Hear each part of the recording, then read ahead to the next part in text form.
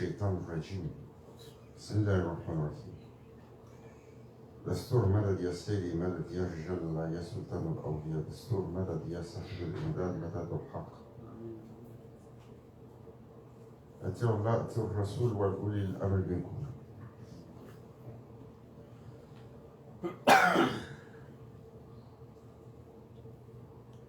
Nous répétons les mêmes choses à chaque séance. Bismillahirrahmanirrahim. Encore et encore et encore. Car Allah Azza wa Jal a fait dans le temps la possibilité de répéter. Il a accordé une mesure du temps qui fait que chaque instant est propice à une nouvelle chose. Yawm al-Jadid, Rizq al-Jadid. Le prophète sallallahu alayhi wa sallam a dit à chaque journée sa subsistance, à chaque instant sa subsistance. Et nous disons Tarikatuna Sohba wal khayru fi jama'ina. Notre maître Shah Naqshband, on dit qu'il a répété cela 70 000 fois, ou 12 000 fois, ou 24 000 fois. Il l'a répété à chaque assemblée. Il l'a répété encore et encore pour que cette répétition se grave à chaque fois supplémentaire, davantage ou dans le cœur des disciples.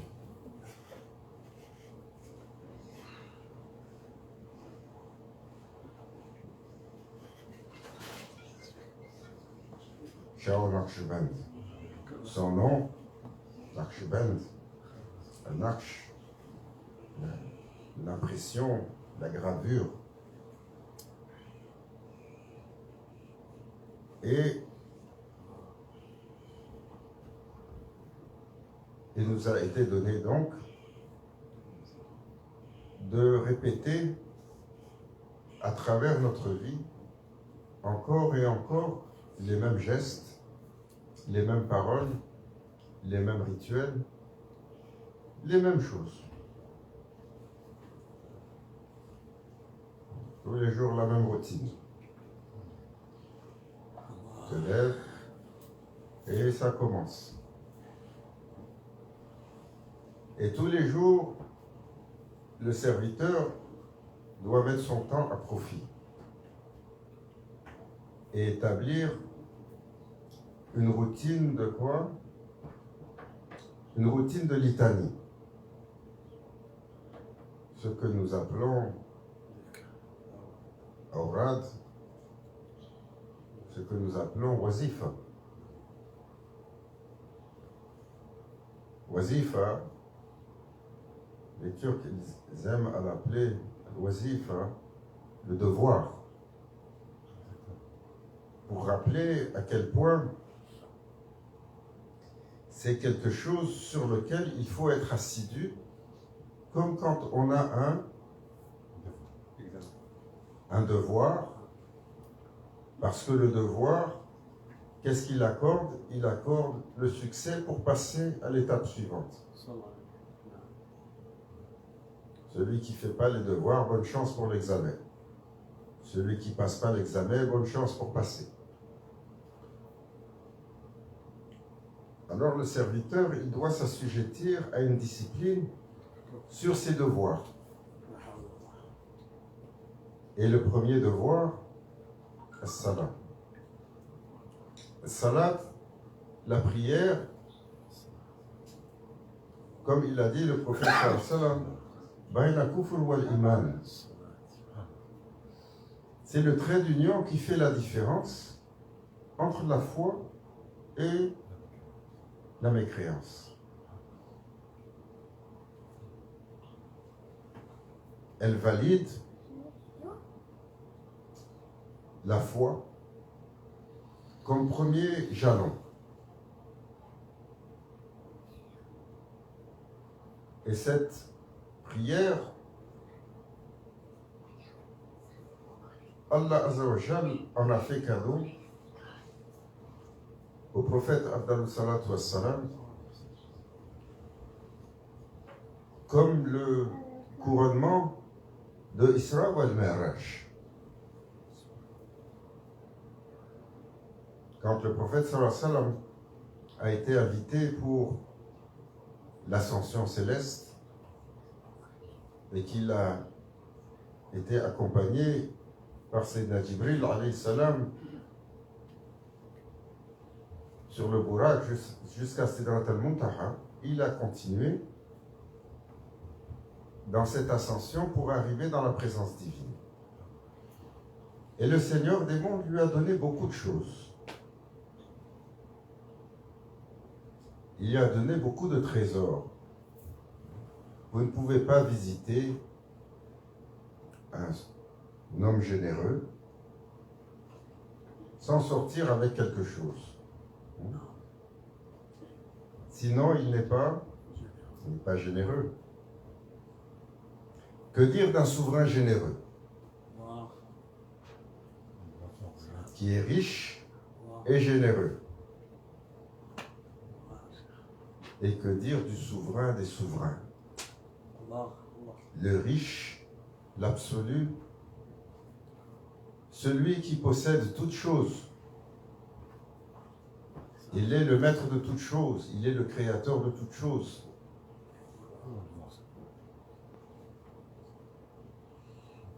Comment vous allez visiter le Seigneur absolu et vous ne sortez pas avec une récompense exceptionnelle qui démontre quoi? Sa puissance, sa richesse, sa générosité, sa largesse, sa grandeur. Alors, quels sont ces trésors que le prophète sallallahu alayhi wa sallam a reçus? Il en a dévoilé quelques-uns. Un certain nombre de règles. La colonne de l'islam qu'on lui a demandé d'établir sur le Cham et d'y rayonner. Il a eu des promesses d'intercession. Il a eu des récompenses que les humains ne peuvent pas comprendre. Mais il a eu le summum de cette récompense dans un cadeau qui était salat. On était à la 10e année de Hijra. À la 10e année de l'islam. Et pendant 10 ans, les musulmans n'avaient pas fait de prière. Car ce n'est que sur cette période de la 10e année où il a fait Isra wal Mi'raj qu'est descendue la prière. Alors qu'est-ce qu'ils ont fait? Ils ont accompagné le messager. Ils ont lu et récité le Coran et ils ont fait le dhikr. C'est pour ça que le dhikr, en dépit de l'oubli sur cette umma, il tient une place non négligeable dans leur ibad.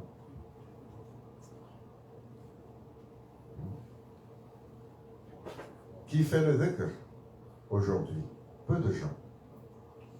malgré toutes les recommandations, malgré les invitations d'Allah, malgré les recommandations du prophète sallallahu alayhi wa sallam, à ses plus grands compagnons, comme il a dit à Sayyidina Ali, Karamallah wajha, Allah illumine son noble visage, il a dit, garde toujours ta langue mouillée par le dhikr. Toujours. Et il a reçu salat, la prière, un trésor incommensurable, un trésor d'une valeur inestimable. Combien de prières? 50. Pas 5. Il a reçu 50. D'abord. Quand il revenait, il a rencontré Sayyidina Moussa alayhi salam, Moïse, que la paix soit sur lui, qui était dans l'un des cieux. Il lui a dit, qu'est-ce que le Seigneur il t'a donné pour ta nation? Il m'a donné ça, il m'a donné ça, il m'a donné la prière. Combien de prières par jour? 50.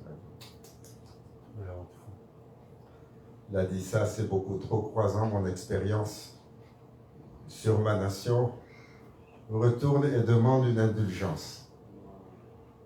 Il est retourné, revenu, Allah a diminué de moitié, il est retourné, revenu, Allah a réduit à 5. Après, il a dit même ça, c'est trop. Et là, sallam, il a dit, je suis gêné de retourner encore.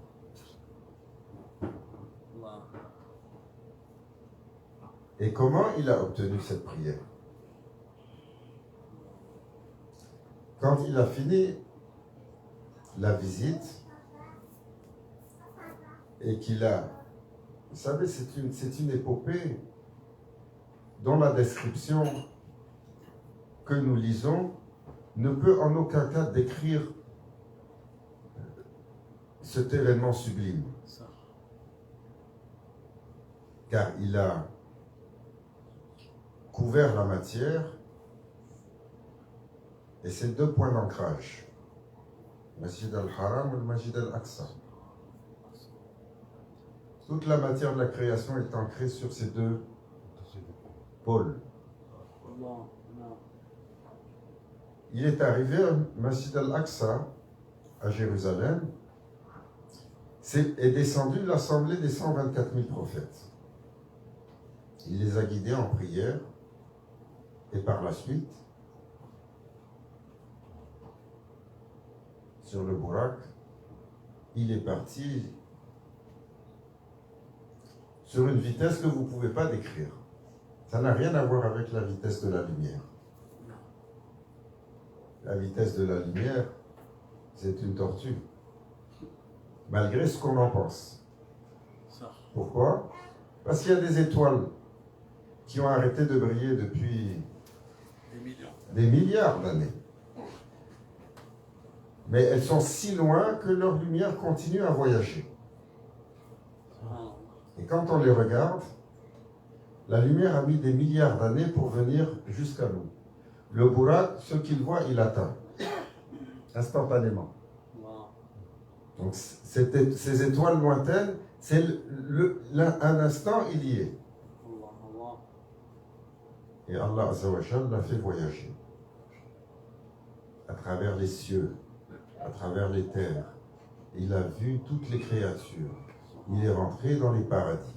Il est rentré dans les enfers. Il a atteint la limite de toutes les créatures. Sidratul Muntaha. Et après ça, Sayyidina Jibril alayhi salam l'a laissé continuer. Il lui a dit, c'est la limite. Au-delà de ça, c'est le sanctuaire absolu du Seigneur des mondes. C'est l'anéantissement pour ton serviteur. Et il a continué tout seul.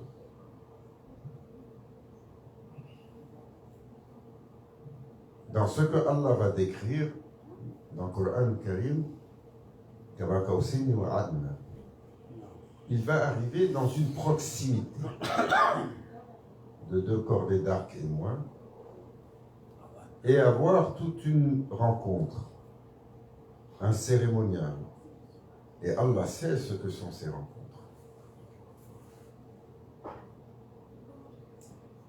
quand la rencontre est finie et qu'il doit repartir et qu'il lui a annoncé qu'il doit repartir, qu'est-ce qu'il va dire à son Seigneur? Il va dire, Ya Rabbi, comment cela est-ce possible pour une créature qui a témoigné de cette présence? De retourner où? Dans une illusion, et pas n'importe quelle illusion, l'illusion de cette période de début d'islam dans une terre difficile.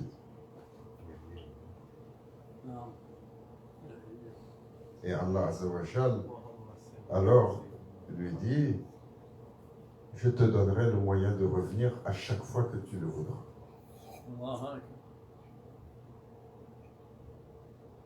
Prends la prière et chaque fois que tu rentreras dedans, tu reviendras à cette présence.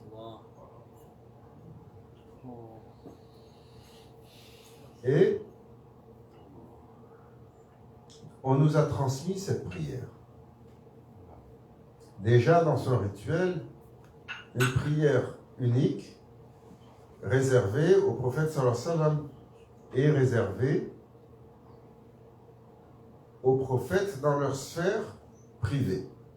Aucun prophète n'a déployé cette prière, excepté dans une sphère privée. Leurs ummas n'ont pas été autorisés aux prophètes et aux messagers à toucher à cette prière. Elle était réservée pour Ummatul Rasoul sallallahu alayhi wa sallam.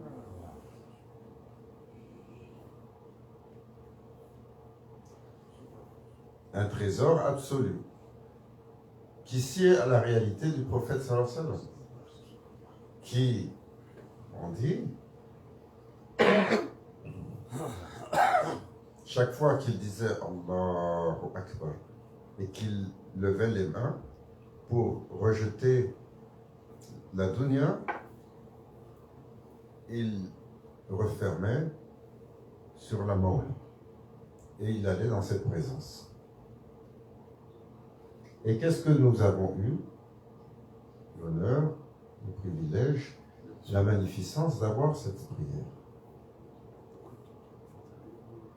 À l'évidence, tout à l'heure on était en train de prier les sunnas. Salam alaikum, salam alaikum. On ne sait même pas s'il a fini de réciter Bismillahirrahmanirrahim, il a déjà fait le salam. On est comme ça. Donc à l'évidence, on ne goûte pas comme on devrait. Parce que c'est un cadeau fait au prophète sallallahu alayhi wa sallam, mais c'est un cadeau qui est valide pour chaque personne qui rentre dans la prière.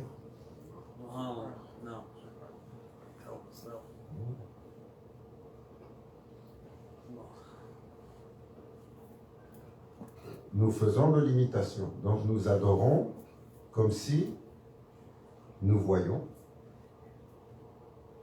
car si nous ne voyons pas, il nous voit. Alors il ne faut pas penser que celui qui dit Allahu Akbar, il y a une partie de lui qui est dans cette présence.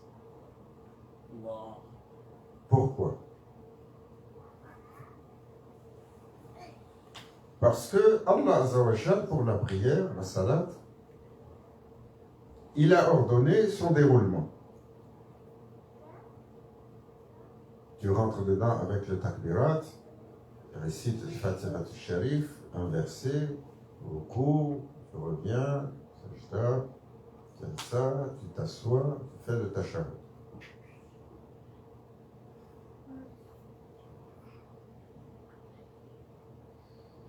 Et dans le tashahhud, tu vas réciter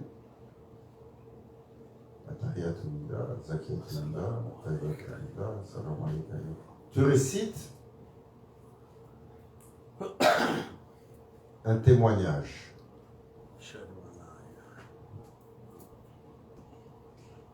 Tu récites quelque chose, tu récites la partie d'un échange entre Allah et son serviteur. sur lequel tu finis par quoi? Par témoigner. En imitant qui? Les anges. Quand on fait la shahada dans Tashahhud, ça raconte un événement particulier. Ça raconte la rencontre d'Allah, du prophète sallallahu alayhi wa sallam avec son Seigneur, quand il est reçu, l'échange des salutations que les anges vont entendre. Quand ils vont entendre, cet échange est si sublime, il est si éloquent, il est si glorieux, que quand l'échange est fini, l'ensemble des anges qui témoignent vont dire « Ashhadu an la ilaha illallah wa ashhadu anna Muhammadan abduhu wa rasuluh » Et Allah Azza wa Jal va ordonner, à travers Sayyidina Jibril alayhi salam et le prophète sallallahu alayhi wa sallam, que notre prière soit ainsi modelée pour rappeler comment la prière a été reçue, qu'est-ce qui a eu lieu durant cet événement, pour que nous puissions être comme ceux qui ont été témoins de cela, parce que nous témoignons comme les anges qui ont vu. Et Maulana Cheikh, il disait, Maulana Cheikh Hisham, des grands cheikhs nous a dit, Allah ne peut pas faire témoigner ses serviteurs s'ils ne témoignent pas.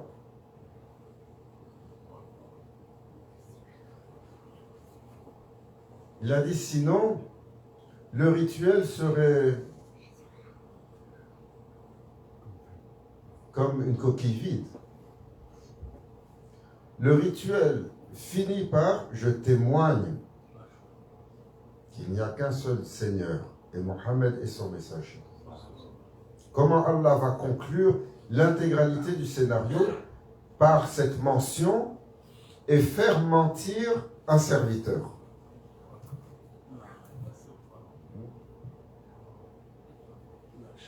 C'est Allah qui a décrété le scénario, il ne va pas faire mentir le serviteur.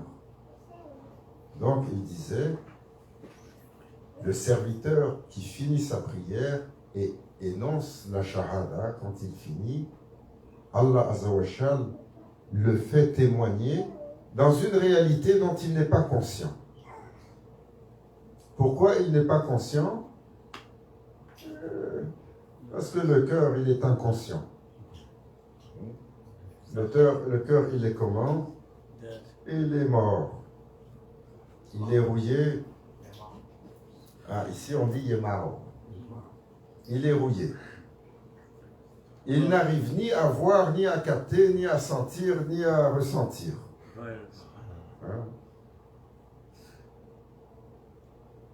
On connaît ça, les cœurs insensibles. Si on a... Et parce que nous avons cet état-là, malgré cet état, le grand cheikh disait, Allah amène le serviteur dans cette station et lorsqu'il énonce, c'est une certification et une certitude, même s'il n'en est pas conscient. Subhanallah. Quel trésor, quelle faveur, quel cadeau que nous ne tenons pas à la propre estime, que nous ne tenons pas dans sa véritable valeur.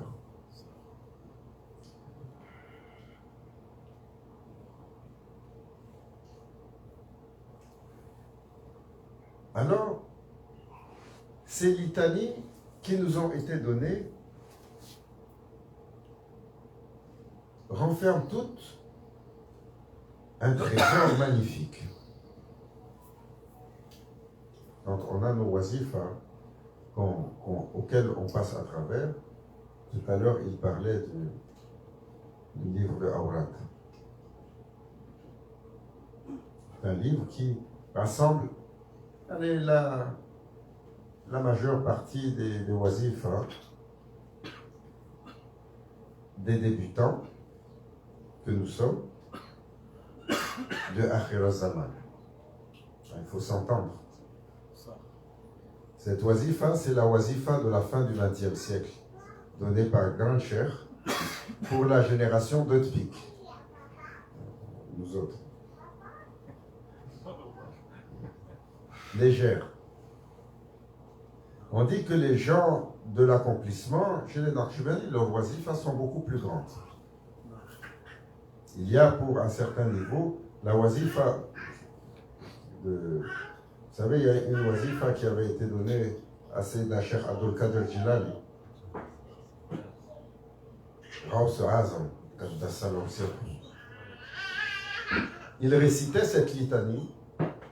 Elle donnait tant de lumière à l'intérieur de lui que les gens qui prononçaient son nom et qui n'avaient pas Rasoul étaient accablés d'un mal. Quelque chose les frappait. Parce qu'il émanait de lui une radiance extrême. Et alors, les complaintes ont commencé à venir auprès de Cheikh Abdul Qadir Jilani. Au Cheikh, il y a des rumeurs en ville. Les gens qui prononcent ton nom et ils n'ont pas le Rasoul, ils sont affligés d'un mal. Il était perplexe. Alors, il a fait sur la prière, il a fait istikhara la nuit pour comprendre ce qui se passait, et le prophète sallallahu alayhi wa sallam est venu le voir. Mais avant cela, il a fait un rêve. Pendant le istikhara, il a vu un immense seif, un sabre de lumière qui traversait toute la création dans une nuit obscure. Comme vous regardez le ciel la nuit, au milieu de ce ciel obscur, il y avait un immense sabre de lumière. Et vous aviez des insectes qui sont attirés par la lumière, comme les papillons de nuit, qui s'approchaient du sabre, et chaque fois qu'ils s'approchaient, ils étaient brûlés. Ils s'approchaient, ils étaient brûlés.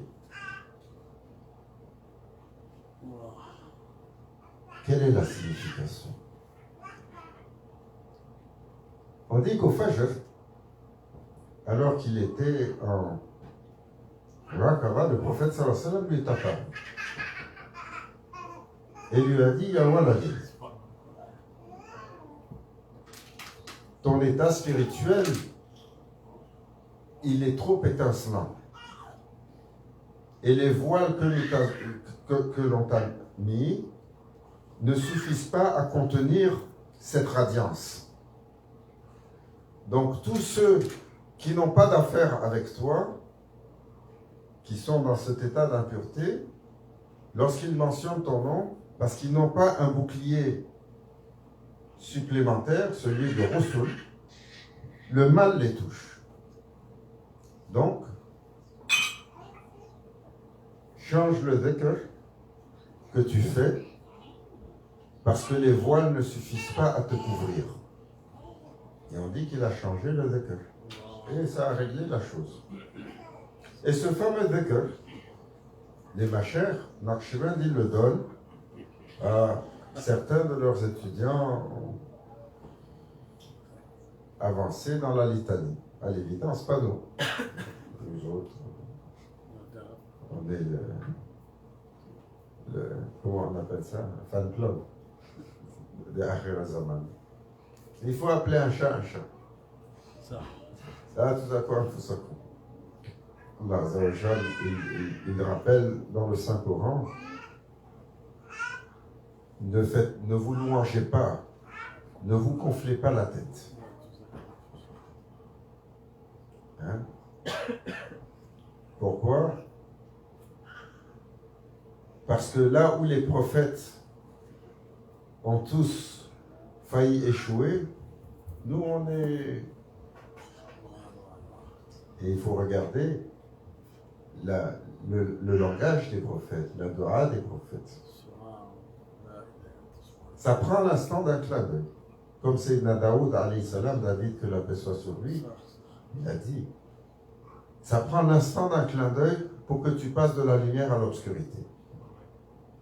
Et c'est pour ça qu'il a dit,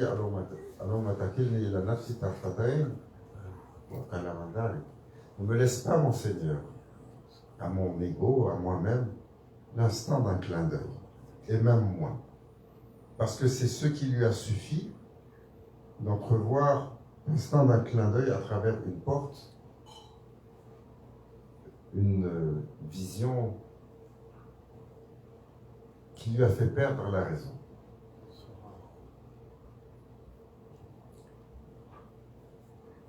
Alors, ces litanies à réciter, elles sont nombreuses. Nous avons les litanies de base, et chacune d'entre elles a un secret. Sayyida Fatima Zahra al-Tahira, la fille du prophète sallallahu alayhi wa sallam, alors qu'elle était éprouvée par le travail, elle était épuisée à s'occuper de la maison, à s'occuper des enfants, à s'occuper de la maison. Et vous savez, toujours on décrit la maison, on décrit le prophète sallallahu alayhi wa sallam comme quelqu'un de très modeste, à la limite pauvre.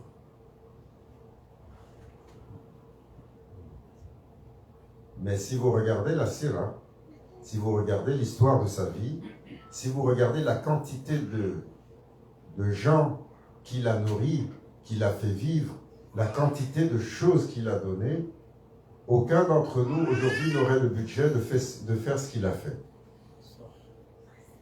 Donc, malgré, comme on disait, sa générosité était exemplaire au prophète sallallahu alayhi wa sallam. Une chose qu'il recevait ne restait pas 3 jours dans ses mains sans qu'elle ne soit donnée. Comme il a dit, une fois il a demandé à Sayyida Aïcha de l'agneau qui nous a donné, qu'est-ce qu'il reste? Elle lui a dit, il reste une épaule, ya Rasulallah. Alors il a dit, nous avons gardé tout l'agneau, sauf cette épaule. Pour enseigner, ce que tu donnes, tu gardes. Et ce que tu gardes, tu as perdu. Alors il était comme cela, d'une générosité à couper le souffle. Un est venu, on dit qu'il lui a donné assez de moutons qui remplissaient l'espace entre 2 montagnes. Quelqu'un lui avait amené un immense troupeau, il lui a tout donné. Et une autre fois, il a dit à...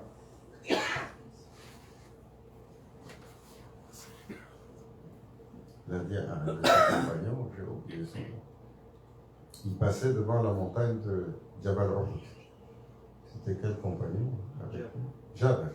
C'est Jabr, radiallahu anhu. Il lui a dit, si cette montagne se transformait en or, je ne laisserai pas passer 3 nuits avant que le tout ne soit distribué. On ne parle pas d'un petit trésor, là. Une montagne en or, on s'entend que... Il y a de quoi d'évaluer la valeur de l'or. Il y a de quoi d'évaluer la valeur de l'or. Et dans cette générosité-là, subhanallah, Allah Azza wa Jal a fait de lui la manifestation de la générosité. Et donc, plein de choses ont été données. Sa fille lui a demandé, Ya Rasulallah, je suis épuisé par l'ouvrage. Donne-moi un peu d'aide. Il y a tellement de gens chez toi. Tu as tellement de gens qui sont là pour te servir. Donne-moi une aide pour alléger mon fardeau. Il lui a demandé, Ya Binti, est-ce que tu veux une aide pour ce monde ou tu veux que je te donne quelque chose pour la akhira? Sans hésiter. Elle a dit, pour la akhira, Ya Rasulallah. Et qu'est-ce qu'il lui a donné? Il lui a donné une litanie.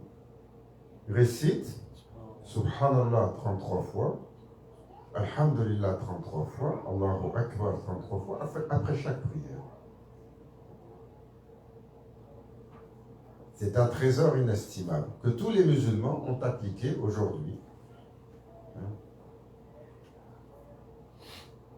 Et voilà, ma chère, il disait, c'est un trésor qui va permettre aux serviteurs, lorsque viendra le jour du jugement dernier et qu'ils doivent passer, c'est là un pont sur le Jahannam, sur l'enfer, ceux qui auront fait ce tasbih, le Subhanallah leur permettra de faire l'ascension, la montée très à l'aise. Quand ils seront rendus sur le pont, le Hamd, Alhamdulillah, leur permettra de le traverser. Et quand viendra la descente pour l'autre rive, Allahu Akbar, ils glorifieront. Après, Sallallahu alayhi wa sallam a donné une autre litanie. Celui qui récite Amana Rasoulou, la fin de Baqarah, c'est deux versets qui sont connectés sous le trône d'Allah, d'où émane une fontaine de lumière qui illumine ces deux versets. Quiconque les récite, alors, est imprégné de cette émanation. Alors nous récitons. Une fois, deux fois, autant que possible. Celui qui récite Al-Mulk, le verset sur la royauté, Allah Azza wa Jal en fait un bouclier et un intercesseur. Et ça va continuer comme ça, tellement de choses données. Alors ces litanies sont importantes, elles sont des trésors dont la réalité dépasse leur apparence très humble. Qui réalise que lorsqu'il fait Allahu Akbar pour prier 2 rakats, Allah Azza wa Jal le prend et l'amène dans la présence divine.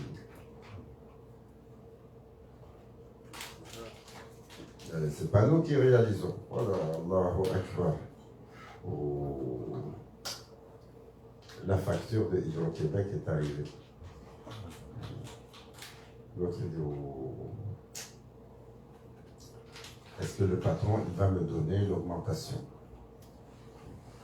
L'autre dit, oh. Comment je vais faire pour pouvoir aller le week-end avec les amis?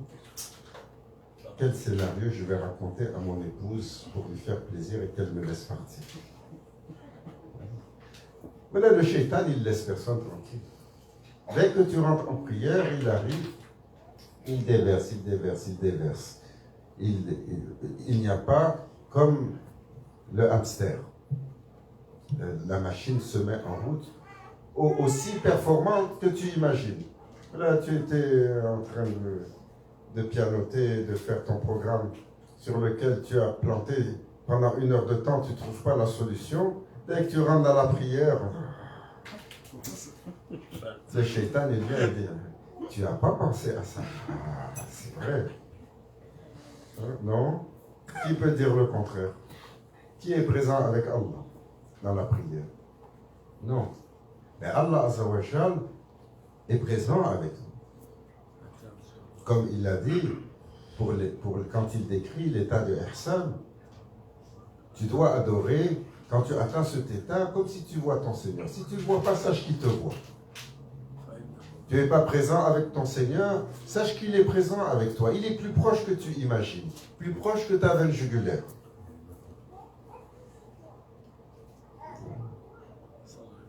Tu sens la présence, Qudurullah? Non.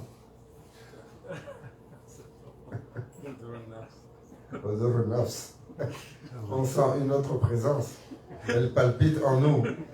Les hormones et la turbulence du nafs, ça roule plein pot. Tawba astaghfirullah ya Rabbi, tawba astaghfirullah. La ilaha illa anta subhanaka inni kuntu minadh dhalimin. Véritablement, nous sommes les oppresseurs. Nous sommes les oppresseurs. Nous sommes les oppresseurs. Tawba. Malgré toutes les faveurs d'Allah, malgré ces dons grandioses, qu'Allah Azzawajal nous pardonne, qu'il nous illumine, qu'il nous accorde ses grâces et ses faveurs, qu'il nous accorde la constance sur le haqq, l'islam, la constance sur l'islam,